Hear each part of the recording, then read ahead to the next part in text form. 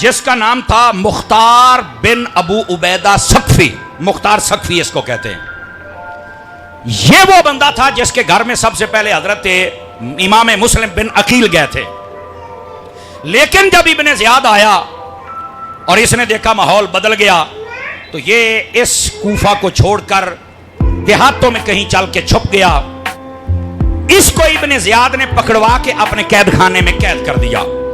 इमाम हुसैन शहीद हो गए। बाद के अंदर इसने जेल में से खत लिखा कि मुझे रिहा किया जाए, मुझे इसने क्यों यहां पर कैद किया हुआ है। और इसने जब वहां से खत लिखा, वो यजीद के पास पहुंचा, तो उसने कहा कि ये तो कबीला बनु सकीफ का आदमी है, लिहाजा इनको छोड़ दिया जाए, और अगर नहीं छोड़ेंगे तो ये एक और तलखी हमारे सामने आ जाएगी, लड़ाई बन जाएगी। ये जब छूट गया तो इसने फिर क्या किया, तवज्जो मेरी तरफ। ये छूटने के बाद अपने मुआमलात में मसरूफ हो गया। उसके बाद ये यजीद मर गया। तवज्जो है हजरात आपकी। जब यजीद मर गया तो यजीद के मरने के बाद हजरत अब्दुल्ला बिन जुबैर की बयात की गई। हजरत अब्दुल्ला बिन जुबैर उधर मक्के मदीने में थे और इधर मुल्क के शाम के अंदर मरवान, उसने सर उठाया। फिर उसका बेटा अब्दुल मलिक वो आया। उसके दौर के अंदर ये बड़ी जल्दी में की, ये कुछ ज्यादा लंबा चौड़ा अरसा नहीं था, ये चंद महीनों के अंदर ये सब कुछ हुआ ये कि ये जो मुख्तार था इसको कूफे का गवर्नर बना दिया गया। मुख्तार के ज़हन में वो सारी बातें थी, समझ आई ना। इसने अपना एक सिपाही जिसका नाम था अब्दुल्ला, उसको बुलाया, कहता फौज तैयार करो। उसने कहा क्या करना है। उसने कहा सबसे पहले जिन लोगों ने इमाम हुसैन को शहीद किया था, मैदान करबला में थे, उनकी लिस्ट तैयार करो और लिस्ट तैयार करने के बाद उन सब के मकानों और घरों को गिरा के बर्बाद कर दिया जाए। क्योंकि जो हुसैन को आबाद नहीं रहने दे सके, हम भी उनको कभी आबाद नहीं रहने देंगे। तवज्जो है जी। ये मुख्तार सकफी, ये इसका इब्तदा है। इसकी भी इंतहा बड़ी बुरी हुई थी, ये भी सुन लीजिए। लेकिन इब्तदा क्या है, मेरा रब है ना, वो जिसके जरिए से काम करवा ले।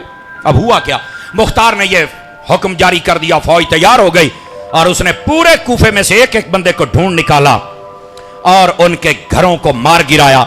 और घरों को भी यूं गिराता था कि उनके बीवी बच्चे सामने खड़े करके फिर घर गिराता था। और वो रोते पीटते थे कि यह क्या हो रहा है।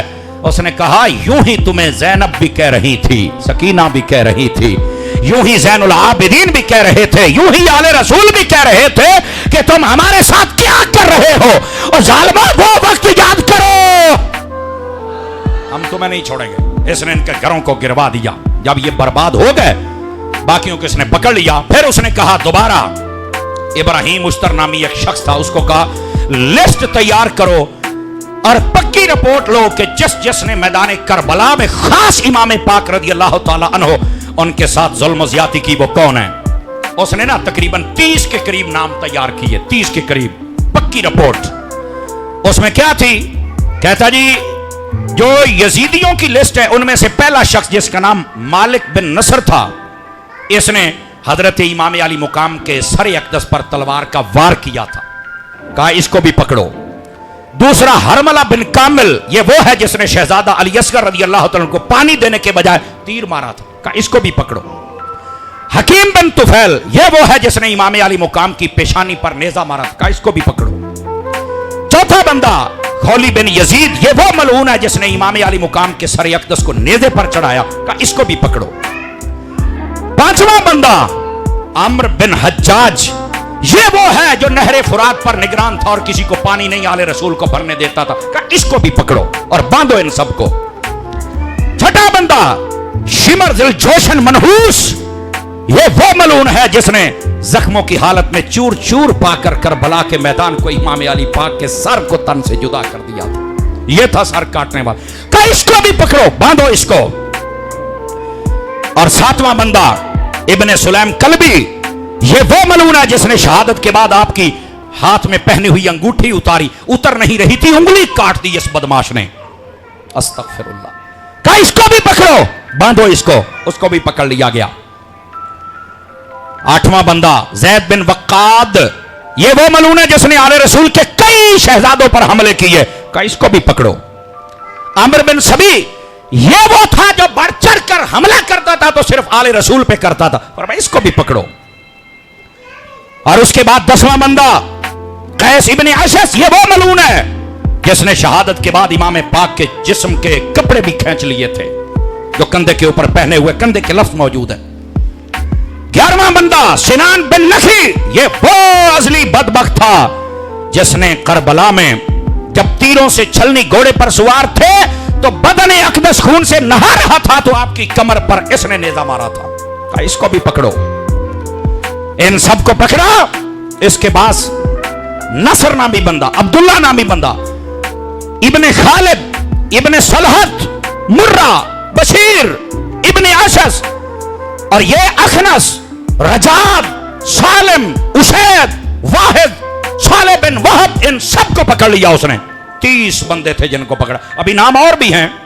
इनको पकड़ा। पकड़ने के बाद इसने क्या किया, तवज्जो, अब बात सुनिए। इन सब का अंजाम, पहले घर गिरवाए, अब इनको पकड़वाया। इनको जब पकड़वा लिया तो इब्ने ज़ियाद को पता चल गया। वो मूसल के अंदर पहुंच गया, वहां 30,000 की फौज तैयार कर ली। ये जो मुख्तार सख्फी था इसने 20,000 की फौज इब्राहिम मुश्तर के साथ भेजी। कहा चल उनके साथ जंग कर और भागने नहीं देना। इधर इनको पकड़ लिया। इन सबको पकड़कर क्या किया, इनके गले में भी रस्से डाले जैसे कुत्ते के गले में डाला जाता है, और इनके पांव और हाथों में भी गले डाले, और इनको दारुल इमारत कूफा के दरवाजे पर लटका दिया। हाथ पांव काट डाले, इनके सर काट डाले, और यहां तक ये तारीख में लिखा है कि इनके जिस्मों को उसने आग लगा दी। और ये होना था, ये होना था। क्यों? जन्नत के शहजादों की जो इज्जत न कर सके हमेशा आग में जलता रहता है।